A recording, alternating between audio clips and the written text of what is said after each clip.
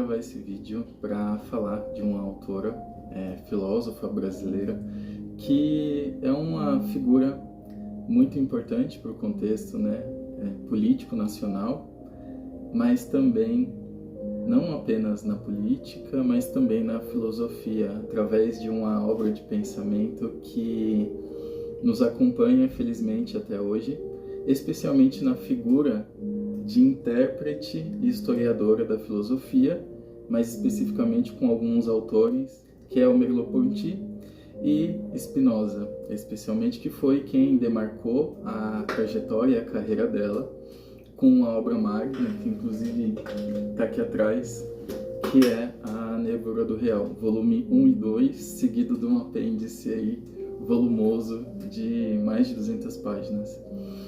Enfim, eu vim ler um texto da Marilena, que está dentro de um livrinho que eu já li bastante coisa de Spinoza, tá?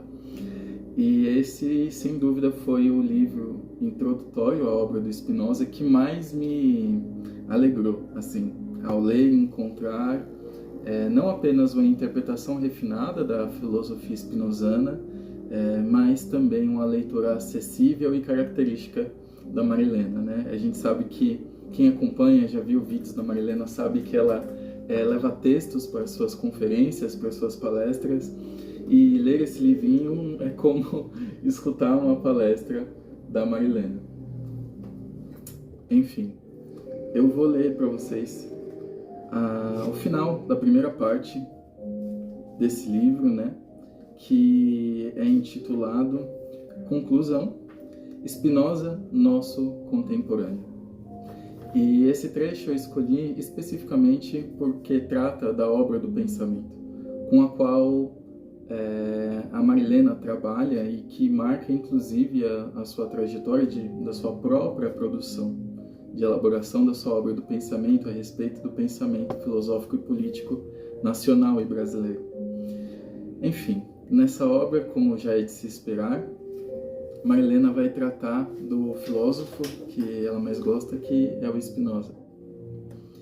Einstein declarou que a teoria da relatividade, ao identificar espaço e tempo, matéria e energia, conduz a uma metafísica, e que esta é a de Spinoza.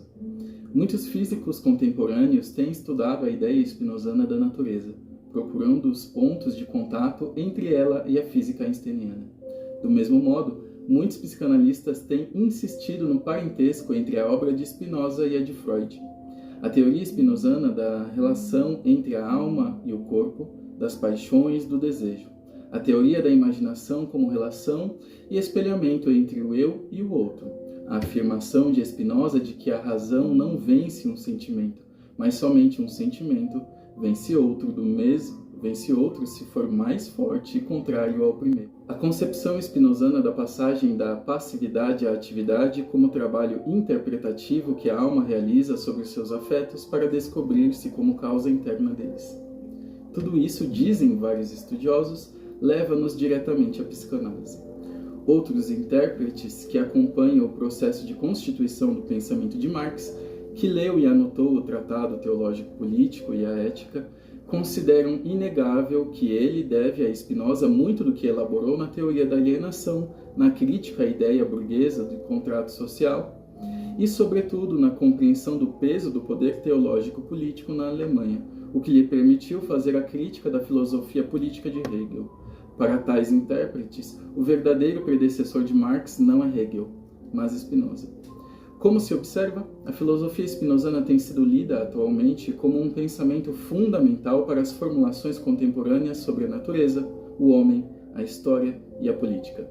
Para quem lê a obra spinozana, em cujo centro estão conceitos que hoje parecem desprovidos de sentido, como causa em si, causa imanente, essência infinita, existência infinita, substância, modo, conatos, virtude, etc., pode parecer surpreendente que o seu autor possa ser considerado nosso contemporâneo. Como isso seria possível? De maneira geral, fomos acostumados a estudar os filósofos do passado com duas atitudes opostas. Ou como inteiramente determinados por sua época e, portanto, irremediavelmente superados e ultrapassados, ou como gênios que são eternos por sua genialidade, como se não houvesse qualquer diferença entre a sua época e a nossa. Esses dois hábitos interpretativos e rivais são gêmeos, pois ambos esquecem o que é propriamente um clássico e o que é uma obra do pensamento.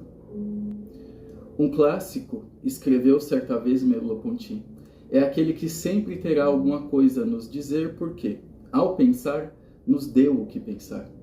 No modo como enfrenta as questões de seu tempo e a elas oferece respostas, ensina-nos a interrogar o nosso próprio tempo. Uma obra do pensamento é grande quando é fecunda. É fecunda quando nos faz pensar para além dela, e graça a ela. E nos dá a pensar porque cria, por sua própria força, um campo de pensamento no qual aprendemos a ouvir uma interrogação que abre caminho para nós. Quanto mais imerso em seu tempo, mais o verdadeiro pensador se abre para o tempo futuro.